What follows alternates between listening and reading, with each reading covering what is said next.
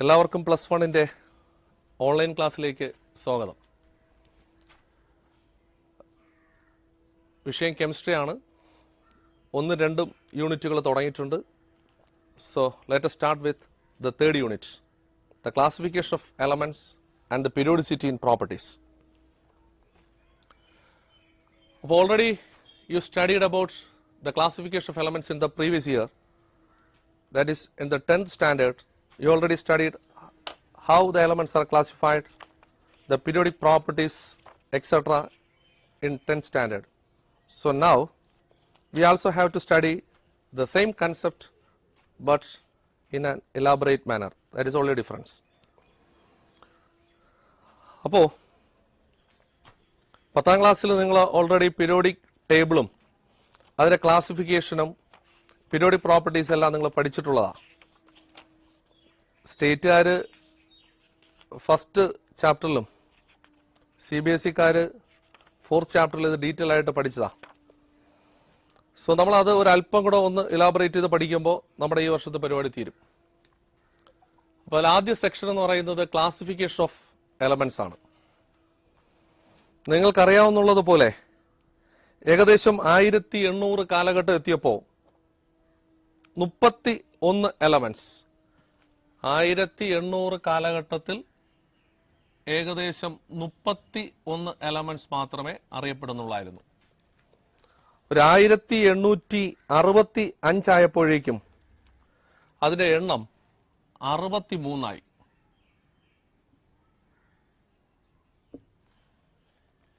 ഇപ്പോഴത്തെ അവസ്ഥ നിങ്ങൾക്കറിയാം.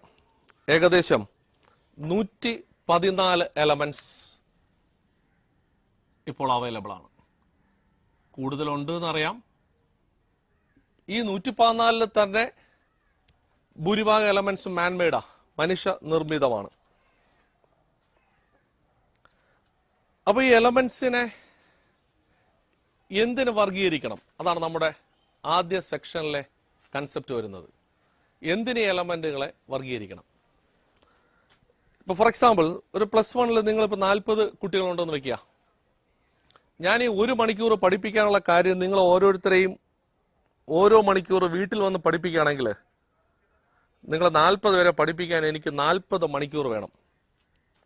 പക്ഷെ നിങ്ങൾ 40 പേരും +1 പഠിക്കുന്നത്, കെമിസ്ട്രിയാണ് പഠിപ്പിക്കുന്നത്. അതുകൊണ്ട് തന്നെ നിങ്ങൾ 40 പേരെ ഒരുമിച്ച് ഒരു ക്ലാസ്സിലാക്കിയിട്ട് പഠിപ്പിച്ചാൽ എനിക്ക് വെറും 1 മണിക്കൂർ മതി ഈ പ്രസന്റേഷൻ നടത്താൻ. കാര്യം ബോധ്യപ്പെട്ടു എന്ന് തോന്നുന്നു.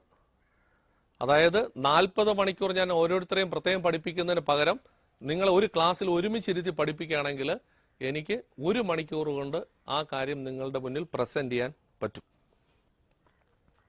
അപ്പൊ ഇവിടെ ഞാൻ ഈ ഉദാഹരണം പറഞ്ഞതിന് കാരണം നമുക്കറിയാം ഒരുപാട് എലമെന്റ്സ് പീരിയോഡിക് ടേബിളിനകത്തുണ്ട്. അവർക്കെല്ലാം പ്രത്യേകം പ്രോപ്പർട്ടീസും ഉണ്ട്. ഈ എലമെന്റുകളുടെ പ്രോപ്പർട്ടീസ് നമ്മൾ ഓരോന്നായിട്ട് പഠിക്കാൻ ശ്രമിച്ചാൽ ഒരുപാട് സമയം വേണ്ടി വരും. അത് ഒഴിവാക്കാനായിട്ട് സയന്റിസ്റ്റുകൾ എന്ത് ചെയ്തു എന്ന് വെച്ചാൽ ഒരേ സ്വഭാവം കാണിക്കുന്ന എലമെന്റുകളെ ഒരു ഗ്രൂപ്പിനകത്ത് ഉൾപ്പെടുത്തി. The elements of same property showing elements were placed in same group. ഒരേ സ്വഭാവം കാണിക്കുന്ന എലമെന്റുകളെ ഒരു ഗ്രൂപ്പിൽ ഉൾപ്പെടുത്തിയിട്ട് പഠിക്കാൻ തുടങ്ങി, അല്ലെങ്കിൽ പഠിപ്പിക്കാൻ തുടങ്ങി. അങ്ങനെ വന്നപ്പോൾ പഠനം കുറച്ചുകൂടെ സിമ്പിൾ ആക്കാൻ വേണ്ടി കഴിഞ്ഞു. അങ്ങനെയാണ് എലമെന്റുകളെ വർഗീകരിക്കാനുള്ള ശ്രമം ആരംഭിച്ചത്. അപ്പോൾ വളരെ പണ്ട് കാലം മുതൽ തന്നെ എലമെന്റുകളെ വർഗീകരിക്കാൻ തുടങ്ങിയെങ്കിലും അറിയപ്പെടുന്ന ജീനിയസ് ആയിട്ടുള്ള സയന്റിസ്റ്റുകളുടെ കൂട്ടത്തിൽ ആദ്യം വരുന്നത് ഡൊബൈ റൈനർ. അപ്പൊ ഡൊബൈ റൈനർ അന്ന് അറിയപ്പെടുന്ന എലമെന്റുകളെ 3 എണ്ണം വരുന്ന സെറ്റായിട്ട് ക്ലാസിഫൈ ചെയ്തു. അപ്പൊ ഡൊബൈ റൈനർ അന്ന് അറിയപ്പെടുന്ന എലമെന്റ്സിനെ 3 എലമെന്റുകൾ വരുന്ന ഒരു സെറ്റായിട്ട് വർഗീകരിച്ചു. So this is known as the Dobberein's triads. 3 എണ്ണം വരുന്ന സെറ്റ് ആയതുകൊണ്ടാണ് അതിനെ ട്രയാഡ്സ് എന്ന് വിളിച്ചത്. സോ നമുക്ക് അതിനൊരു എക്സാമ്പിളിലേക്ക് വരാം. Lithium, sodium, potassium. അപ്പോൾ 3 എലമെന്റ് ഒരു ഗ്രൂപ്പിനകത്ത് വരും.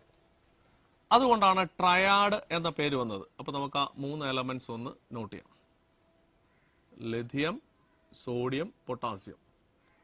ഞാൻ താഴെ ഒരു കോളം കൂടെ വരച്ചിട്ട് അതിന്റെ അറ്റോമിക് വെയിറ്റും കൂടെ എഴുതാം. 7, 23 and 39.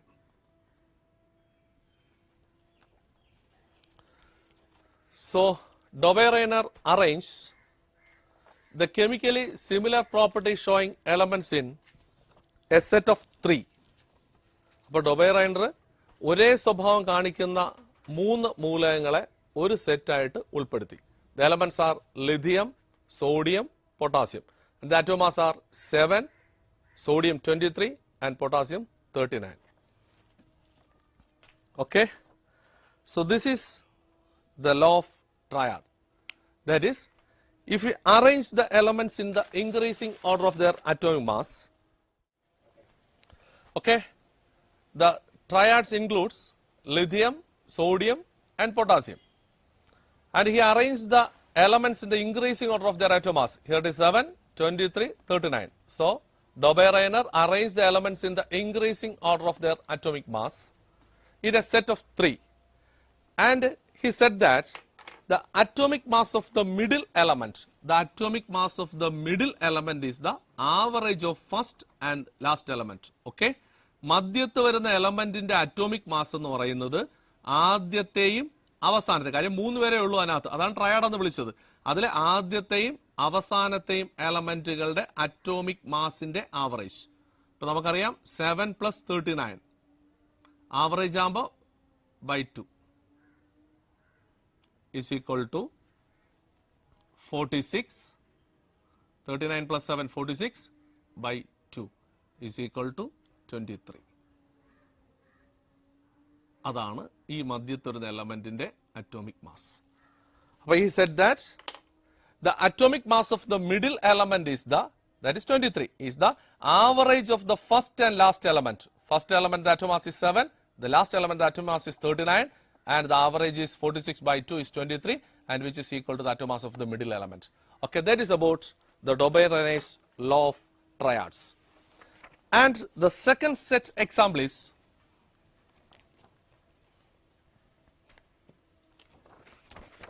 calcium, strontium and barium. And their atom masses are 40,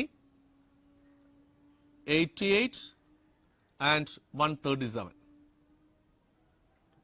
So this is the second set of Dobereiner's triads.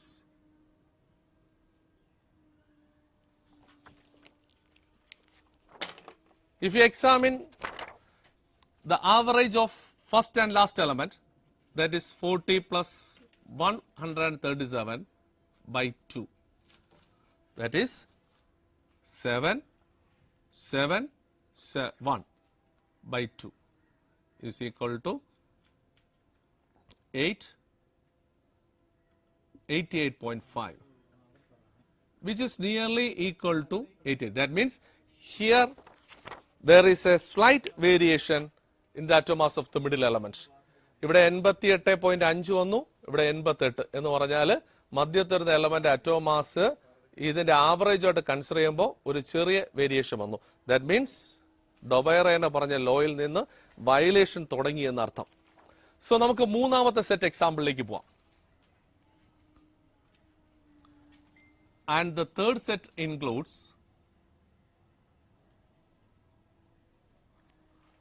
chlorine, bromine and iodine.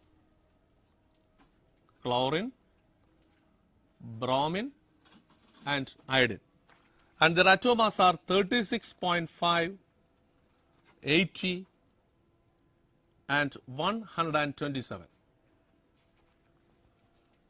Here 36.5 plus 127 by 2 is equal to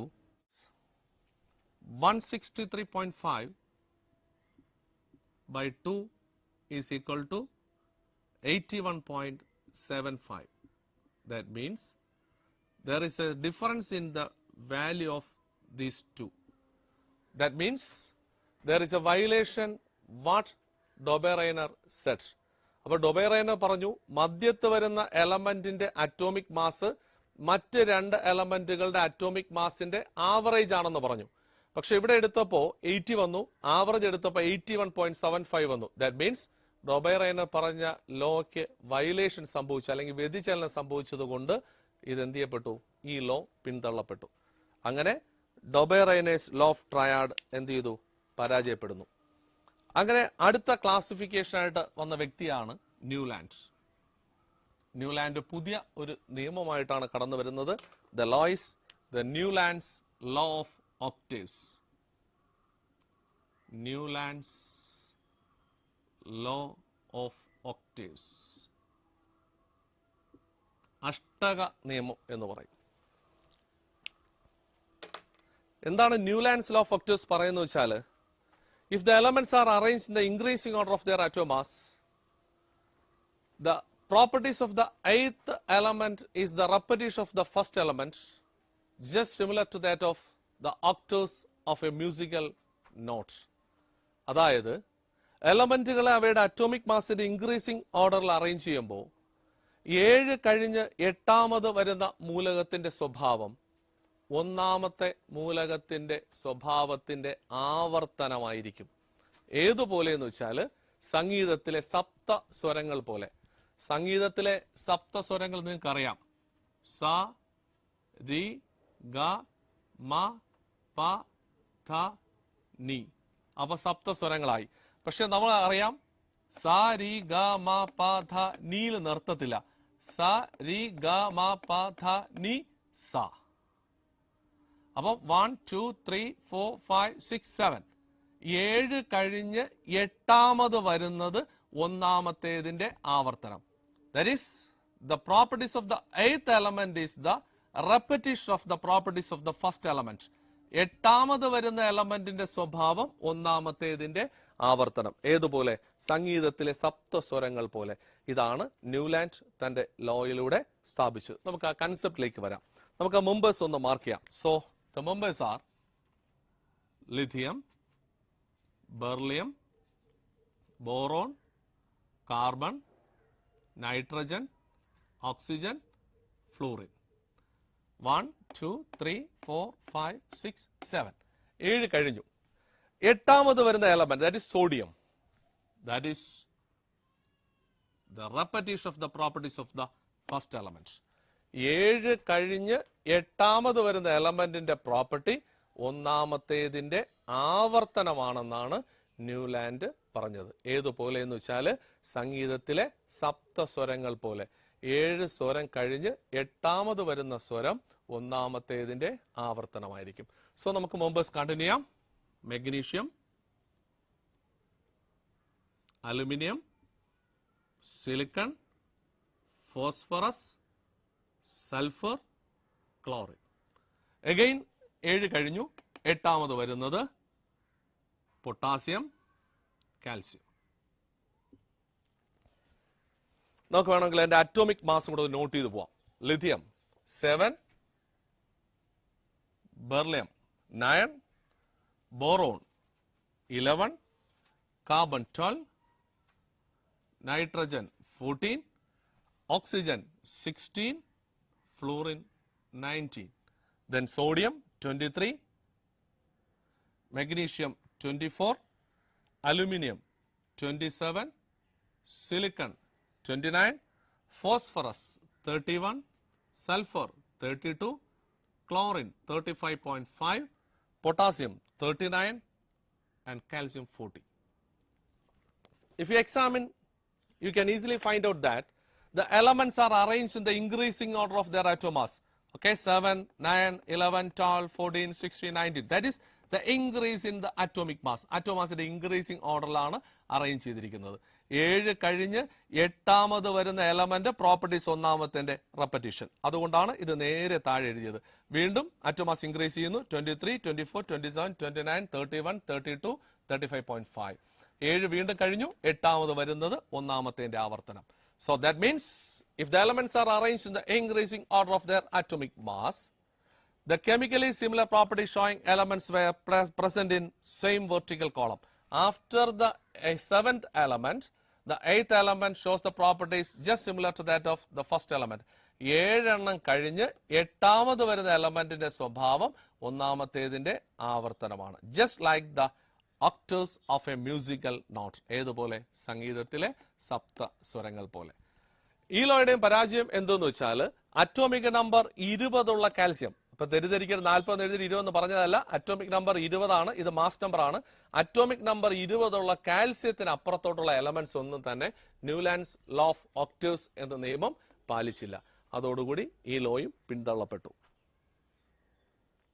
okay, next we have to go to Mendeleev periodic table. അടുത്ത നമ്മൾ പഠിക്കേണ്ടത് മെൻഡലീവിന്റെ periodic table ആണ്. പക്ഷേ മെൻഡലീഫിന്റെ periodic table പറയുന്നതിന് മുന്നേ നമുക്ക് just ഒരു സയന്റിസ്റ്റിനെ ഒന്ന് ഓർമ്മിച്ചിട്ട് നമുക്ക് മെൻഡലീഫിലേക്ക് പോവാം. പരിചയപ്പെടുത്തുന്ന സയന്റിസ്റ്റിന്റെ പേര് ലോഥർ മേയർ എന്നാണ്.